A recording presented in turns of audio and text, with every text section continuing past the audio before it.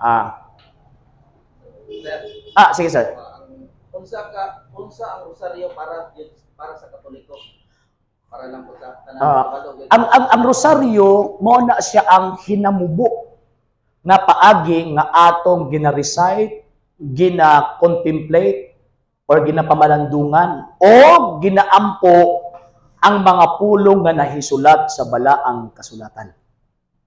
Nga naman kay every litok nato sa tawag ining rosary, tanang mga pulong nga naa din na gikan na sa Biblia. For example, I believe in God, the Father Almighty. Naa ba na sa Biblia? Yes, Genesis chapter 1 verse 1 hangtod 26. I believe in Jesus Christ, His only Son, our Lord, St. John chapter 3 verse 16. He was conceived by the power of the Holy Ghost, St. Luke chapter 1 verse 28 hangtod sa 31. Tanang even ang mga mysteries nakasulat na sa Biblia.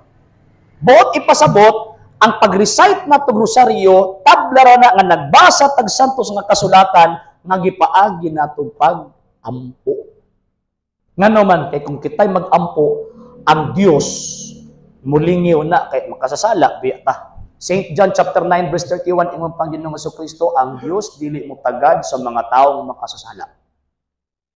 Apang tagdo niya kadtong mga tao nagtuman sa Hesus kay kisa man ang mga tawhan na mo na mga apostoles mo na nga tuang gitong pag-ampo sa panahon sa tos rosaryo ginalitok na to ang mga pulo nga nakasulat sa Biblia.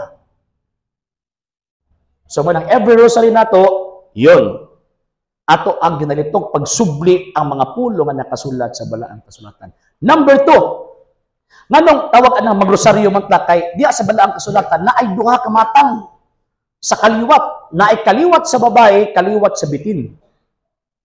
Ang kaliwat sa gitawag og bitin, mo ni mga takis babae, di siya may gugma ng bayhana. Manang sa Genesis chapter 3, verse 15 nga ningon ang Dios pagahimuon kung managkaaway ikaw ug ang babae, mahinong managkaaway ang imong kaliwat ug ang iyang kaliwat, pagatamakan sa babae ang ulo sa bitin ug ang bitin magapaak sa tikod. So na ay kaliwat ng bayhana, na api kaliwat ng bitin. Ingon pa sa babae, nagingos balang kasulatan, St. Luke chapter 1 verse 48, from now on, all generations shall call me blessed.